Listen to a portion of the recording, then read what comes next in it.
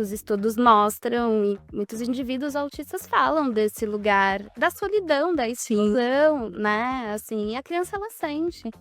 Ela sente quando ela tá fora, ela sente quando ela não tá pertencente, ela sente quando ela não consegue estar lá também.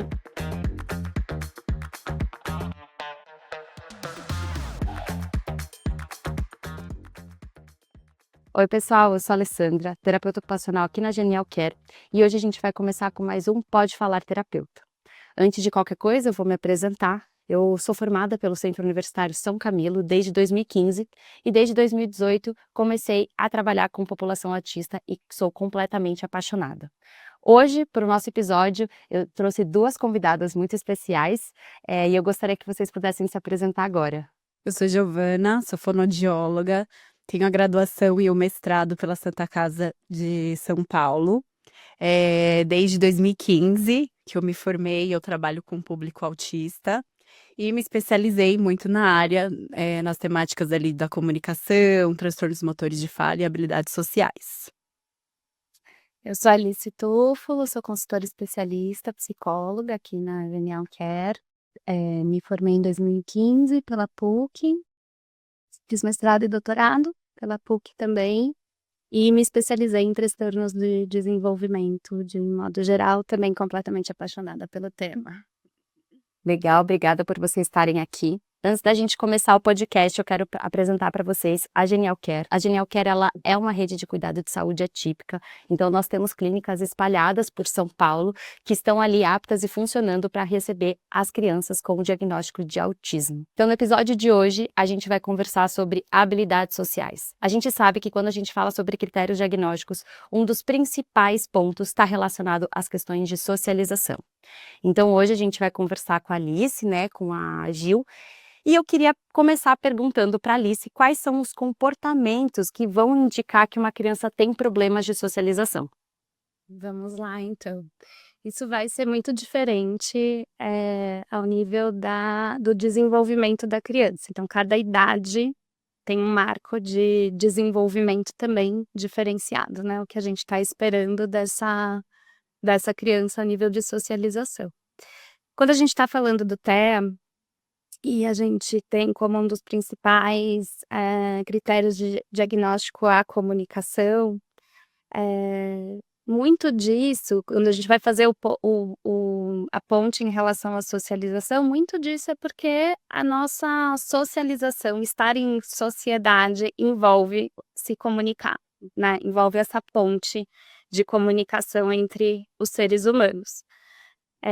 O que é esperado a nível de comunicação, assim, o que é esperado a nível de busca de interação com o outro, em cada faixa etária vai ser diferente. Então, quando a gente está falando daquele primeiro ano de vida, a gente está falando de adquirir habilidades de olhar do outro, o outro ser humano ser um estímulo de fato, né, para a criança, e a criança responder a esse estímulo, de interagir, de sorrir a hora que o outro sorri, de buscar, né, o outro, de ter uma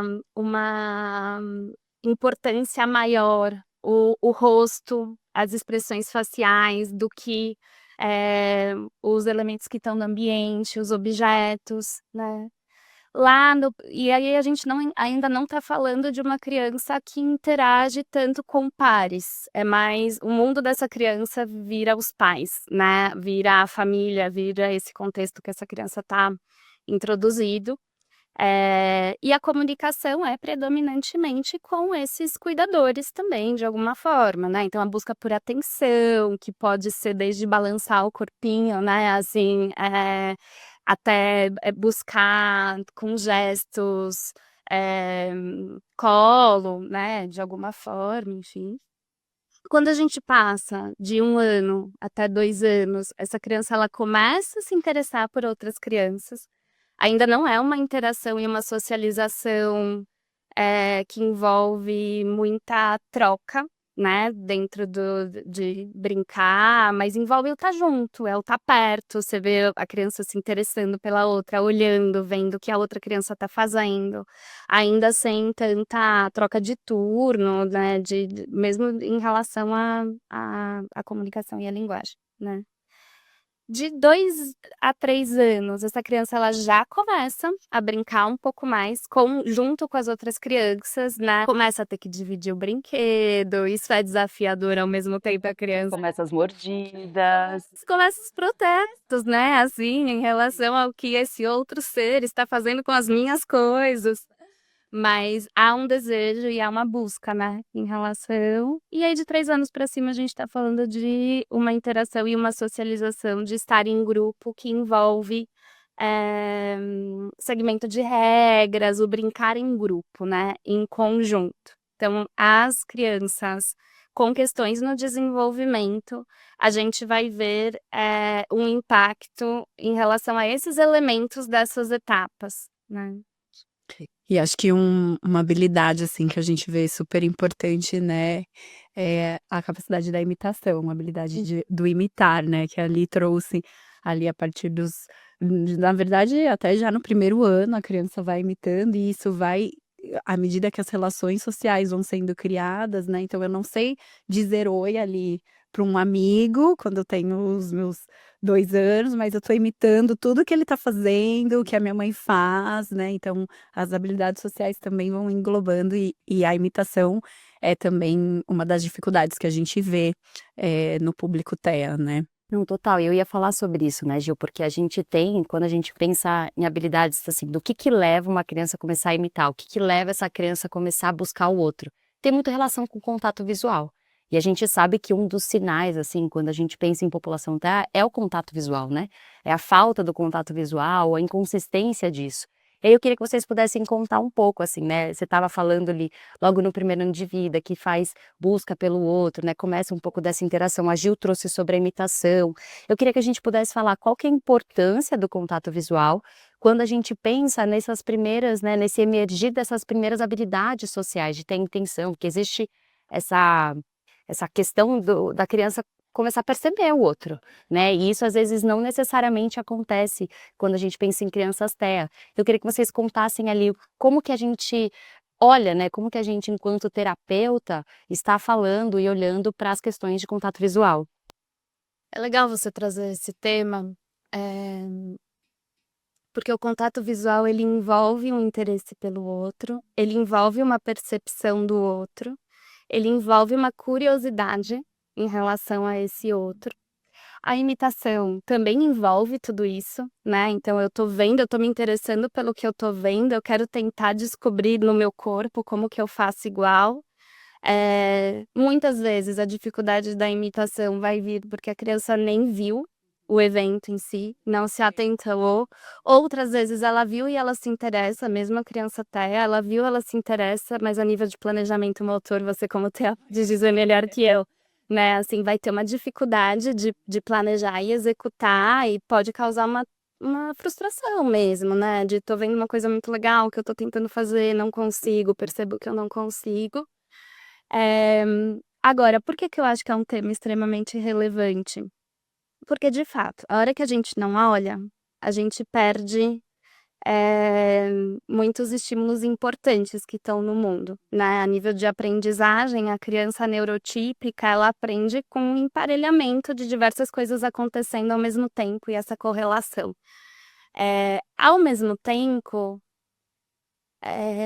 indivíduos TEA, eles relatam o quanto pode ser muito desconfortável olhar, né, no rosto do outro, o quanto essa região é uma região com muitos estímulos, é uma região com muita informação. Nesse sentido, quando a gente vai pensando numa intervenção e no desenvolvimento, né, em relação a essa habilidade que é importante, é necessário também ter um respeito em relação ao quanto a gente vai exigir que essa pessoa, faça o contato visual. Eu diria que o importante é que ela se atente ao outro, é que o outro seja importante para ela. Aonde ela vai olhar, Não interessa. não Eu tenho até eu atendi uma TEA adulta, e aí ela estava falando, ela atendia pacientes, ela era médica, né, ela ainda é. E ela conta que às vezes ela ficava muito preocupada em manter o contato visual e ela perdia metade da informação da consulta. Eu acho que é disso que você está falando, né. O contato visual ele é um comportamento, mas que não necessariamente ele define se aquela pessoa está percebendo o outro, está engajada, está mantendo a atenção, né. Isso é um ponto, assim, né, o que estamos fazendo com as intervenções, né, porque é isso, a partir do momento que é um desconforto, então, no mundo ideal, a gente teria que trabalhar como quase que como se fosse uma consequência esse contato visual. O que eu estou fazendo é tão interessante para você, que você me procura, você me enxerga enquanto parceiro ali comunicativo, né, e até a gente conseguir ser mais respeitoso e flexível com esse tempo que essa pessoa tá me olhando, né. Eu acho que eu queria puxar agora o gancho para a gente conversar um pouco sobre essas diferenças entre uma timidez, né, uma criança mais introspectiva, mais tímida, com uma criança que realmente tem uma questão de socialização mesmo, né, assim, um impacto, funcional que está relacionado à socialização. E é isso, às vezes a gente pode ter, o contato visual, não ter o contato visual, mas ter a intenção comunicativa, ter a intenção de interagir, ter a intenção de imitar. Então será que vocês podiam falar um pouquinho, assim, de como que a gente, né, assim, para os pais, para os terapeutas, como que eu consigo fazer essa diferenciação entre uma criança que é mais introspectiva, mais tímida, de uma criança que ela pode ter um diagnóstico, que se enquadre numa neurodivergência e que tem um impacto ali nas questões sociais, sabe? Eu acredito, né, Ale, que a gente possa até se respaldar no que a gente tem de estudos científicos e tudo mais, né. Quando a gente pensa numa criança mais tímida, é uma criança que num primeiro momento ela pode estar um pouco mais na dela, né, ela fica mais observando. Agora no transtorno do neurodesenvolvimento, a gente tem uma série de sinais, né, é como ali trouxe um pouco nas perguntas anteriores, a gente já tem marcos ali do desenvolvimento, né, voltados para a área da socialização, da comunicação. Então, quando a gente pensa numa criança com transtorno do neurodesenvolvimento, tudo isso vai se somando. E aí tem o plus, né, da dificuldade da intenção comunicativa. Às vezes eu até quero estar lá, mas eu não sei como, né. Diferente de uma criança tímida, ela nos primeiros momentos, aí quando eu já te conheço um pouquinho mais, eu já fico do seu lado, já pego na sua mão. Minha filha é assim, ela conhece uma outra criança, ela para na frente, faz um "oi", se responder ela vai, então ela vai enxergando essas janelas, essas aberturas, né. E consegue fazer essa leitura para começar essa interação, né. Talvez no TEA, o que a gente tem é uma criança que talvez não consiga nem tem um interesse talvez, mas ela não consegue identificar essas janelas para começar uma interação, né. Como eu queria que a gente pudesse talvez até fazer meio que uma descrição desses comportamentos, que podem me indicar essa criança tá com muita dificuldade ou ela tá nem percebendo, né. Então quando a gente fala TEA, a gente, fala de alterações de processamento sensorial em crianças TEA, por exemplo.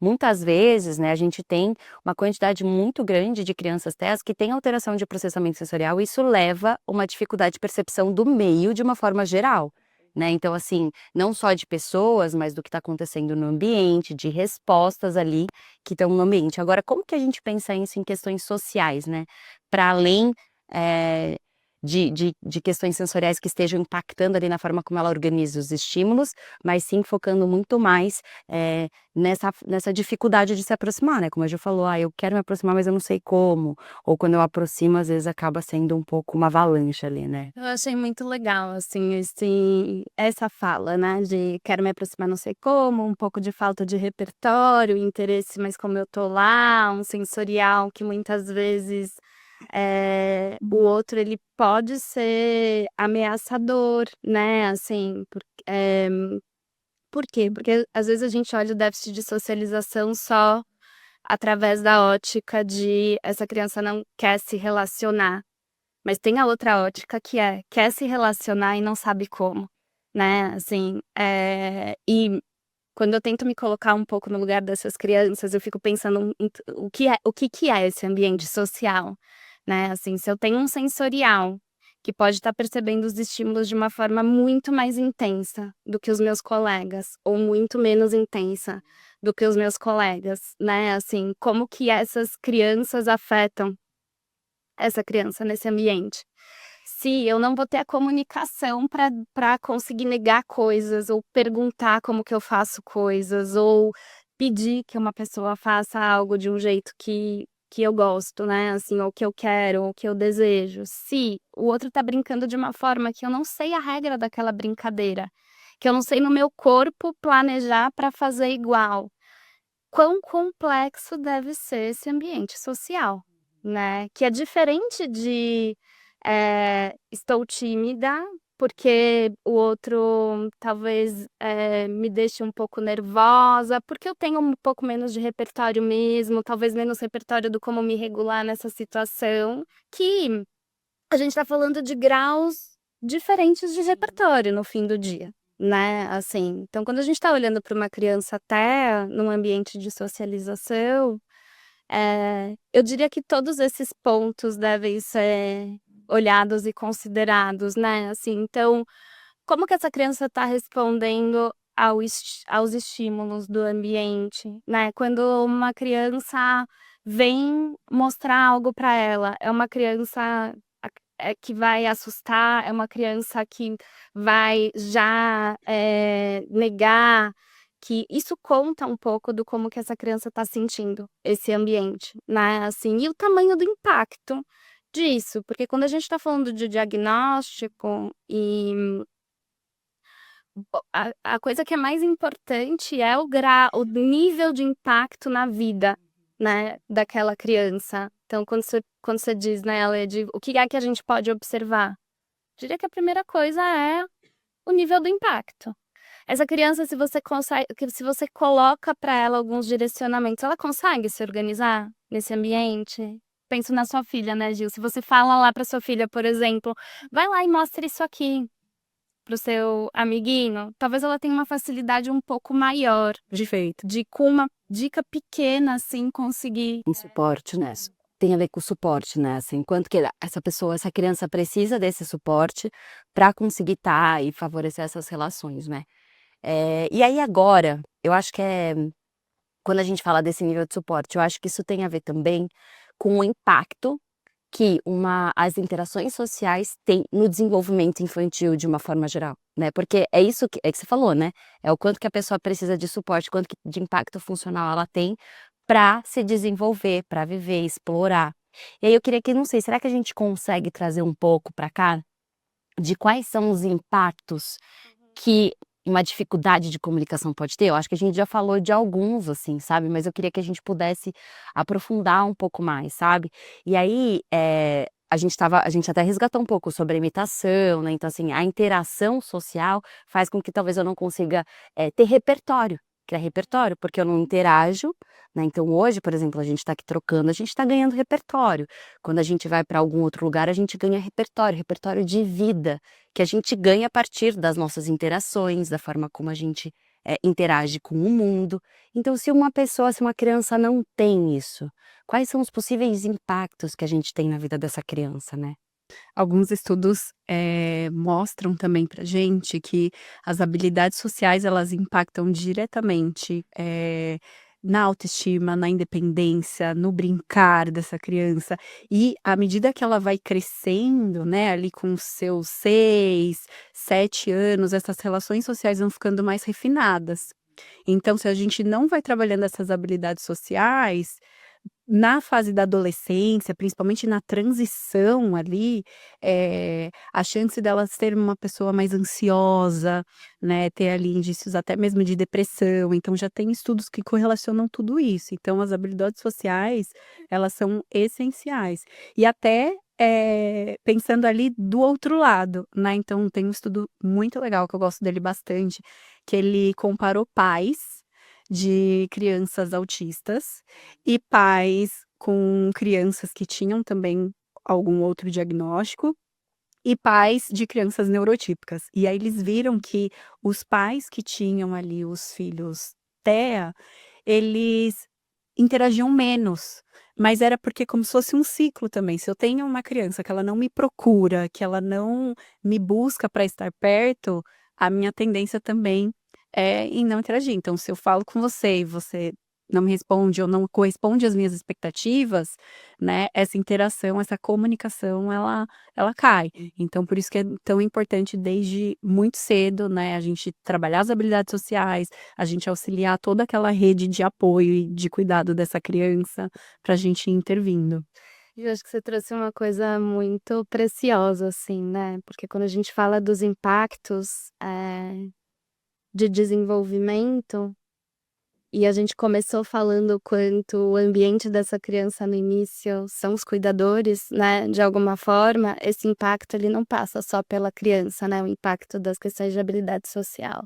Passa pela comunidade como um todo, não acho que são só cuidadores, mas são cuidadores, são os colegas, é a forma como essa pessoa tá se sentindo consigo mesma e na sociedade, né, querendo ou não, o ser humano ele é um ser social, ele é um ser de grupo, Sim. ele é um ser que se sente seguro e pertencente a partir do momento que tá, né, dentro de uma comunidade mesmo, de alguma forma. Acho que a gente quebra o principal mito que é da falta de empatia do TEA, né, assim, porque é isso, os estudos mostram e eh, muitos indivíduos autistas falam desse lugar da solidão, da Sim. exclusão, né, assim, e a criança ela sente quando ela tá fora, ela sente quando ela não tá pertencente, ela sente quando ela não consegue estar lá também. Os cuidadores sentem, né, os cuidadores eles muitas vezes trazem muito desse lugar de os que se expõem, né, de vou levar na festa do amigo mesmo assim, muitas vezes voltam com sentimento de frustração, outras vezes não, também, né. Eu acho que a gente também tem que falar das intervenções e do suporte e de comunidades que são mais acolhedoras e do quanto, com um suporte adequado, essas crianças também têm total capacidade e possibilidade de estar em um ambiente, social, se sentindo também confortável, pertencentes, né, dentro dos seus limites. Não, e é muito legal, porque assim, eu vou trazendo os meus casos, porque eu acho que ajuda um pouco a ilustrar.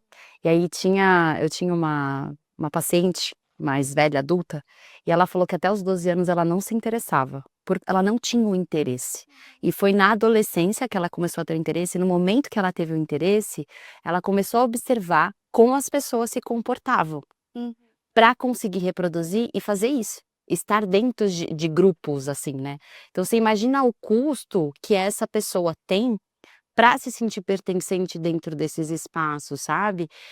E aí, eu queria que a gente pudesse, também a gente falar um pouco sobre isso, né, do quanto que às vezes, as famílias têm um custo muito alto, né, acho que você trouxe um pouco disso, né, Lido, tipo, vai ser difícil, eu sei que pode ser que essa criança desorganize, pode ser que meu filho queira ir embora, pode ser que aconteça um monte de coisa e vai ser muito custoso para mim, mas eu quero ir porque é importante, né, essa participação social. Eu queria que a gente pudesse falar o que que a gente pode fazer, né, o que que a gente enquanto profissional clínico, pode fazer para contribuir para uma sociedade mais consciente em relação ao autismo, né, de como que os ambientes podem ser organizados, como a gente pode orientar essas famílias, né, como a gente pode estar nesses espaços olhando para como que a gente engloba essa população autista, e todas as outras neurodivergências, na verdade, quando a gente pensa nessas questões sociais, sabe? Acho que essa provocação ela é extremamente relevante, né. Eu acho que na sua fala você já trouxe um pouco em relação a o que muitas vezes o que assusta é o desconhecido, né, então uma sociedade como um todo que tem um conhecimento um pouco maior em relação a todos os transtornos, na verdade é uma sociedade mais inclusiva. Eh, Acho que todos nós temos um limiar do quanto é possível estar num ambiente social, alguns mais, alguns menos. Conhecer esse limiar, por isso que eu bato muito na tecla do conhecimento, né, do conhecimento em relação à informação e de si mesmo. Conhecer esse limiar e respeitar esse limiar é extremamente relevante. A gente enquanto ser humano, a gente é muito mais sensível às dores do que aos prazeres, né, assim, quanto mesmo a nível de sobrevivência.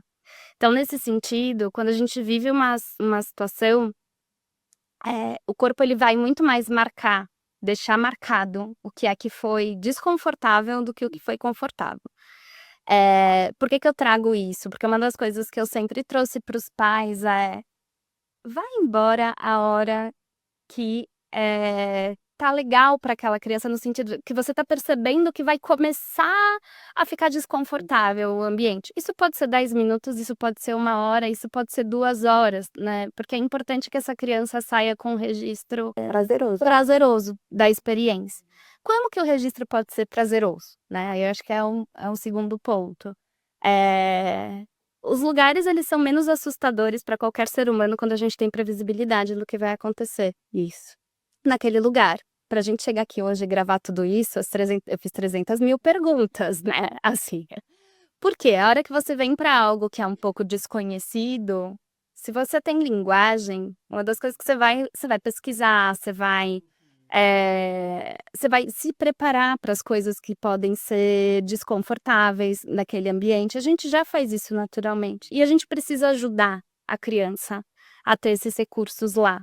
Então, eu amo o recurso das histórias narrativas com visuais, descrevendo para a criança o que é que vai acontecer naquele ambiente.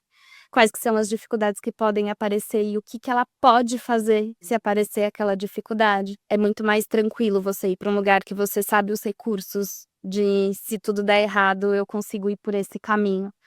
O diagnóstico de TEA, ele é um diagnóstico que tem um grande impacto dentro das funções executivas, que envolve resolução de problema, envolve esse planejamento, envolve a comunicação. Então não vai ser uma criança que vai ter uma facilidade tão grande de recalcular a rota, se acontece alguma coisa desagradável, como que eu soluciono isso, ou que consiga se organizar para pedir ajuda, para pedir informação, são recursos que a gente tem, né, assim. Então, na história narrativa, ter descrito o que vai acontecer, o que pode mais ou menos dar errado, e o que que essa criança pode fazer a hora que dá errado, ela já vai de uma forma muito mais tranquila, e ter a maleta de quase primeiros socorros, assim, ferramenta. Eu tenho a minha maleta de ferramentas, né? Eu sou uma hiper auditiva. Não imagino que essas crianças vivem. Hipertátil também. Hipertátil também, enjoo em carro, meu vestibular ele é 2. complicadíssimo, né, e não tenho um transtorno diagnosticado, né, então nesse sentido eu fico imaginando como eu sinto o meu corpo e o mundo, eu tenho uma empatia muito grande por essas crianças, Sim. assim, porque se isso não é um transtorno de fato, né, assim, imagina o que deve ser muito mais intenso.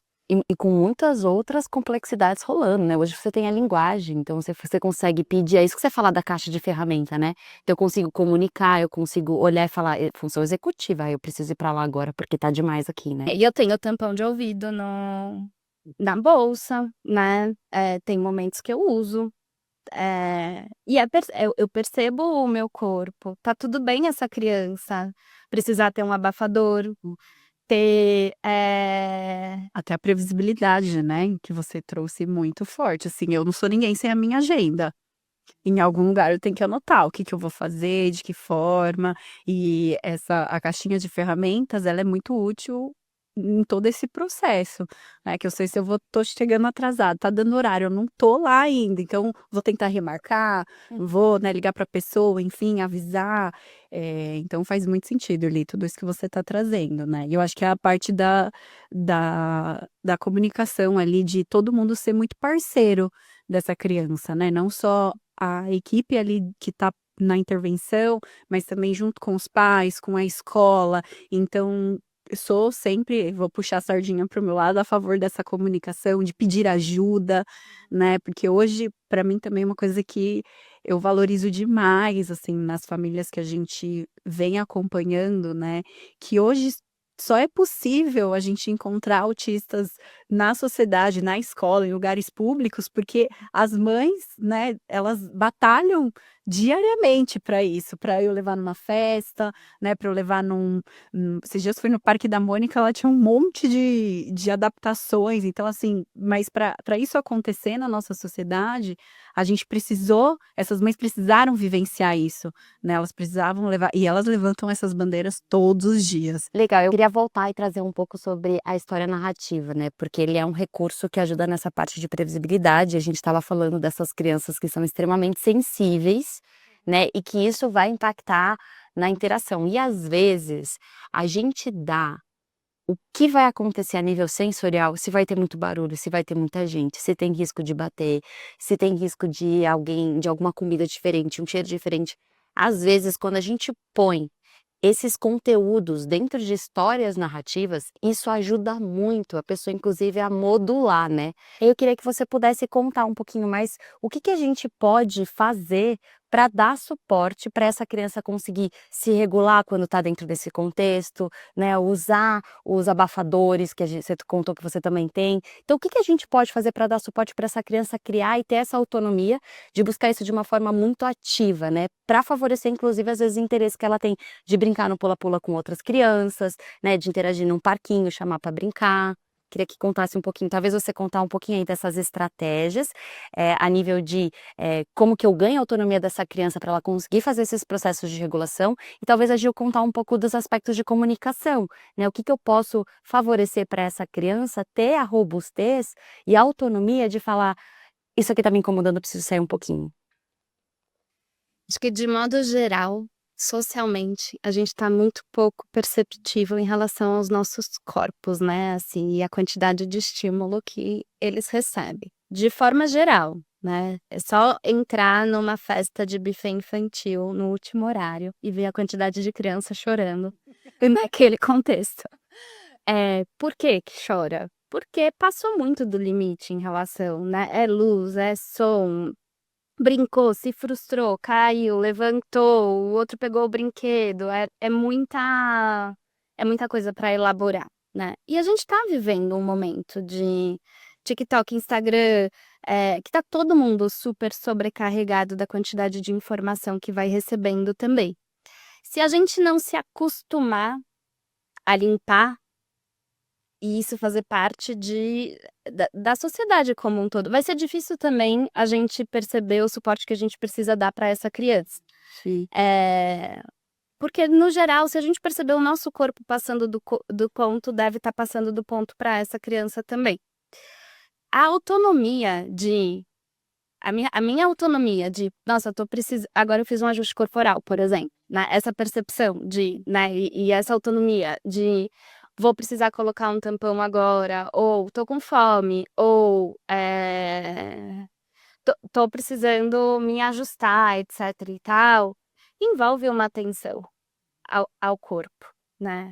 Então, uma das formas de ir tornando essa criança autônoma é ajudando ela a ir percebendo esse corpo. As histórias narrativas, no geral, elas deveriam ser lidas antes do evento e estar lá, naquele contexto, para a criança poder voltar e consultar. É um pouco como se você fizesse uma lista de supermercado antes de ir para o supermercado e chegasse no supermercado, você não tem a lista, né. Assim, você não vai lembrar tudo de cabeça. Aquilo tá lá para te lembrar o que você foi comprar, mas na hora que você entra naquele espaço, você precisa ter o que consultar.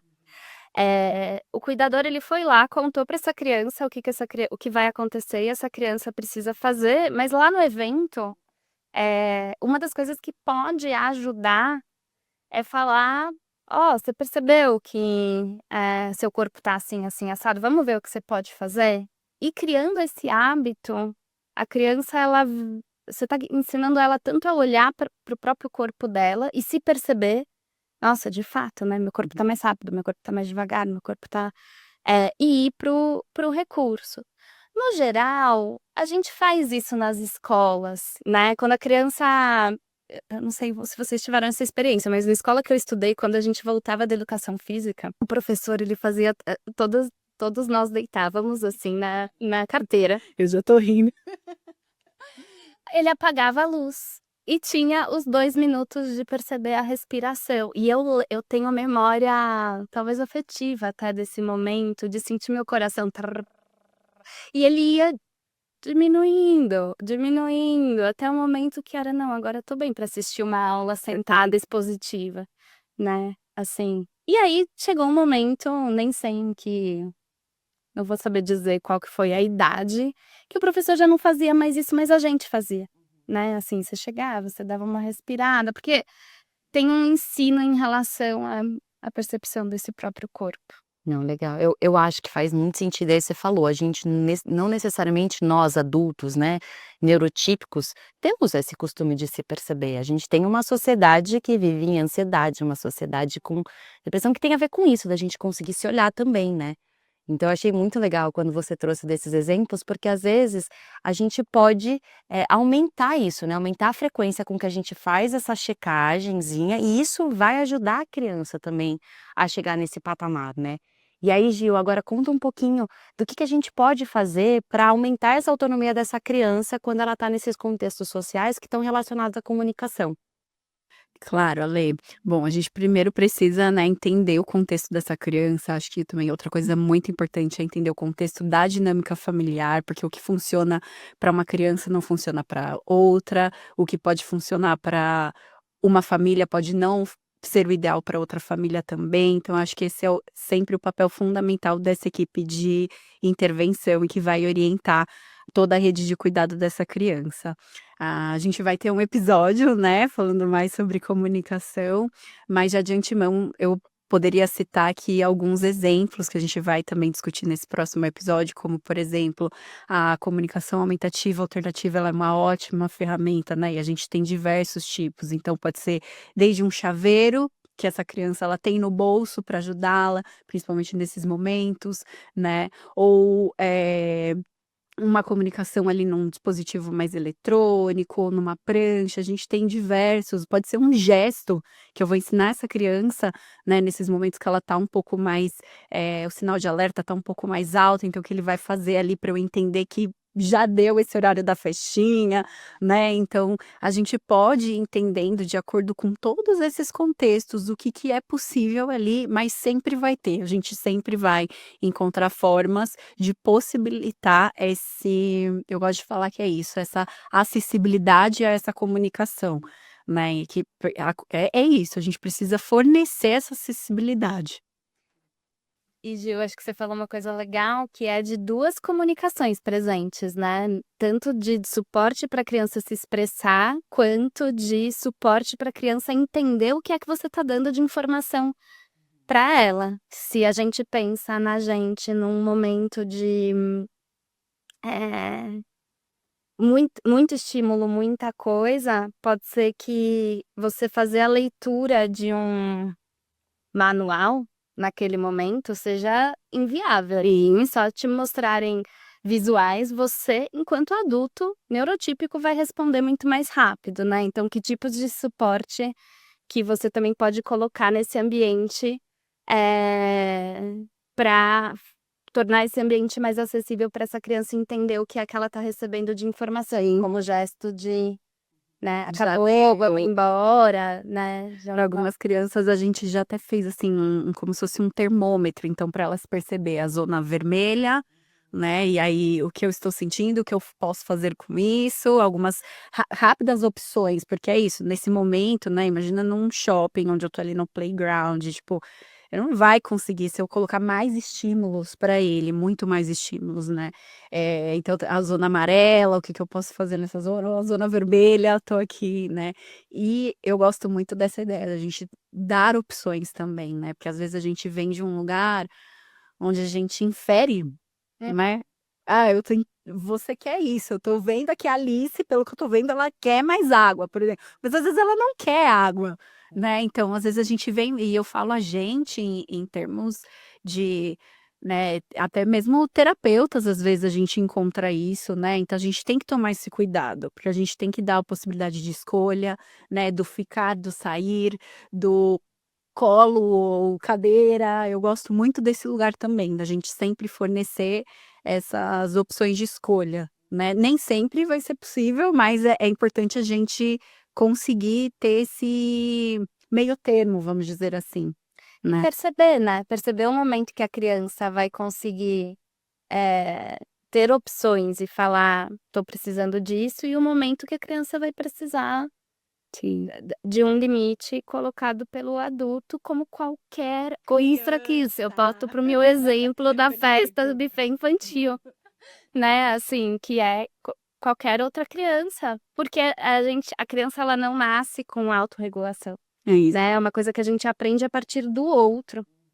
É, a nível, fisiológico, mesmo biológico, né, então nesse sentido, se for o tempo todo a criança tomando as escolhas também, ela primeiro que ela não passa por todas as escolhas, né, assim, por todas as possibilidades, e depois tem hora que ela não vai conseguir, mas com certeza, não dá para pender nem para um lado nem Exato, por isso que é tão 880. complexo decisões clínicas e intervenção. Perfeito, Mia, isso. E é por isso que todos esses suportes, esses recursos, eles são individualizados, né, assim, cada criança vai ter um, cada pessoa, né, assim, cada pessoa vai ter algum recurso que dá um pouco mais certo, cada um vai ter as suas características, o contexto que se envolve e aquilo que faz sentido, né, que dá significado para ela também.